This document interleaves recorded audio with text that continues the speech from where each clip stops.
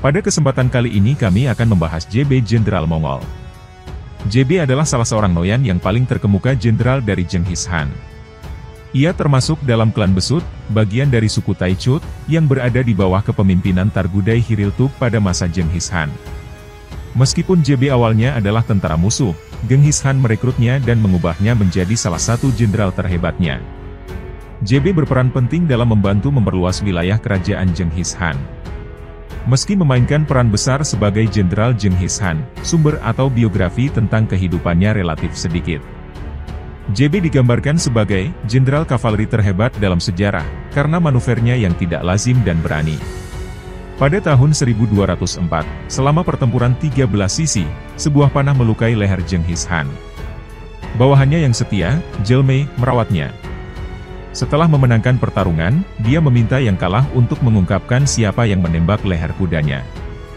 Ini adalah sebuah eufemisme untuk cederanya sendiri dalam upaya untuk menyembunyikan cederanya atau mungkin untuk mencegah pengakuan palsu.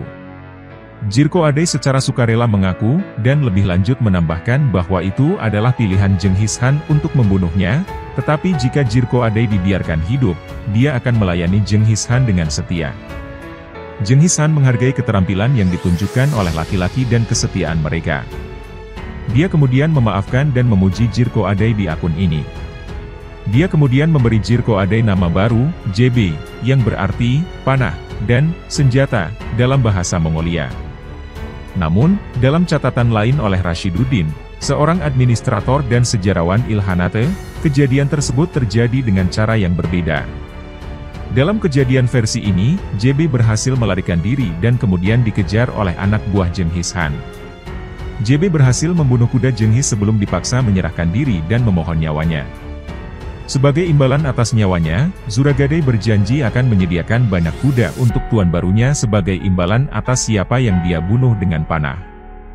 JB dengan cepat menjadi salah satu komandan Jenghis Khan yang terbaik dan paling setia dalam penaklukan selanjutnya, naik menjadi salah satu jenderal tertinggi Jenghis Khan hanya dalam 3 tahun, dan memimpin sayap kiri tentara yang kritis dalam invasi Jin tahun 1211.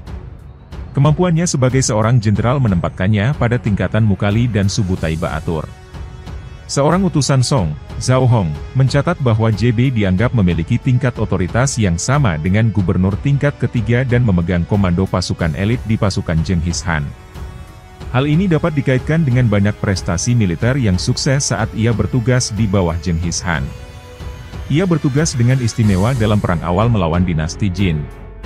Selama invasi pertama ini, JB memimpin sayap kiri bersama Subutai.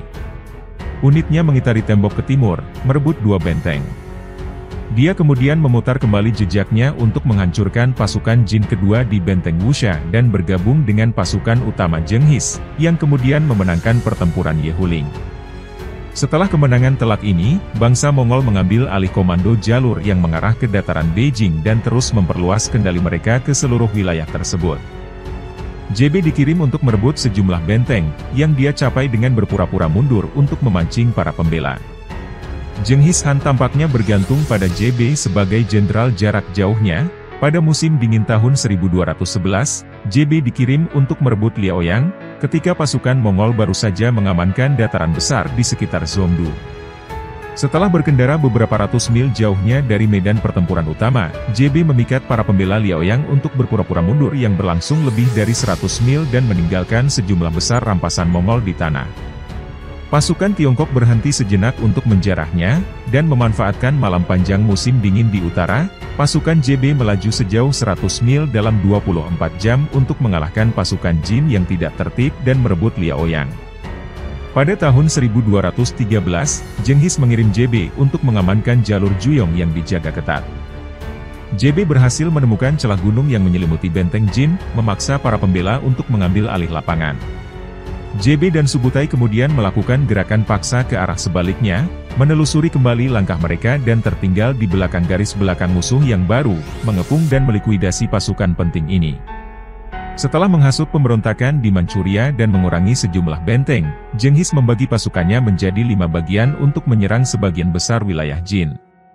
JB ditempatkan di pasukan elit di bawah Mukali bersama Subutai, dan mereka berhasil menyerbu wilayah hingga laut sambil menghancurkan atau merebut banyak kota besar dan kecil Jin.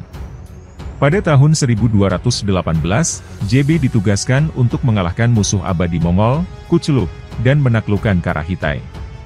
Karena hanya memiliki 20.000 orang, JB menghemat tenaga kerja dengan menghasut dan mendukung pemberontakan agama antara penguasa Buddha dan Muslim yang tertindas.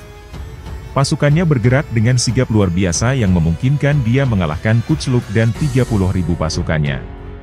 Kuchuluk kemudian diburu setelah pengejaran yang lama melewati pegunungan. Setelah JB mencetak kemenangan atas Kuchuluk dari Karahitan, Jenghis Khan dikatakan prihatin. Meskipun Jenghis Khan senang atas kemenangan jenderalnya, dia tidak yakin apakah JB akan mencari ambisi yang lebih besar dan memberontak melawannya.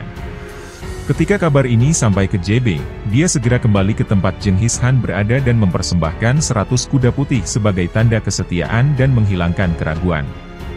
Selama invasi Kekaisaran Khwarezm pada tahun 1219, JB dikirim dengan kekuatan pengalih ke pegunungan Tian Shan selama musim dingin untuk mengancam kesuburan lembah Fergana.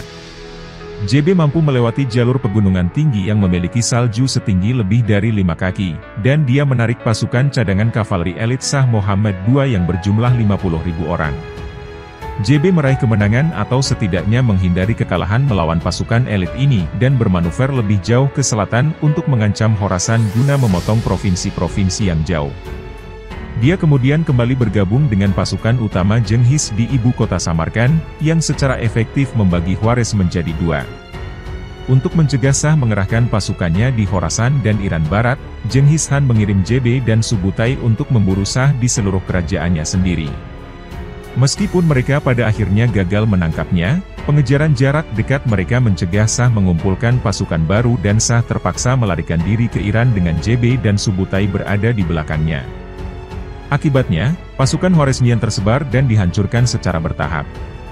JB telah melakukan serangan legendaris di sekitar Laut Kaspia di mana dia dan Subutai mengalahkan pasukan Georgia, yang akan bergabung dalam Perang Salib kelima, serta suku-suku Kaukasus Stepa.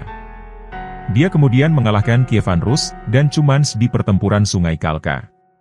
Pertempuran ini mendahului penaklukan Kievan Rus, dan kemungkinan besar ia meninggal sekembalinya dari penaklukan Kievan Rus, sekitar tahun 1224. Keadaan seputar hilangnya dan kematiannya masih misterius. Seorang sarjana, Stephen Pow berpendapat bahwa JB mungkin telah dibunuh oleh pasukan sekutu Kipchaks Rusia di dekat Kurgan dekat Pulau Khortytsia. Perbedaan di balik informasi ini mungkin disebabkan oleh kesalahan linguistik karena orang Kipchak yang berbahasa Turki menyebut JB sebagai Gemyabek. Namun sarjana Rusia, DM Timohin dan VV Tishin mempertanyakan pandangannya. Mereka percaya bahwa versi Stephen Pow tidak dibuktikan berdasarkan sumber tertulis dan sama sekali tidak memiliki bukti linguistik. Meskipun keadaan sekitar kematiannya misterius, JB meninggalkan jejak yang tak terhapuskan dalam sejarah dengan penaklukannya di Tiongkok, Asia Tengah, dan Eropa di Kiev dan Rus. Terima kasih sudah mengikuti video-video kami, jangan lupa share, like dan subscribe agar bisa selalu mengikuti update video dari kami.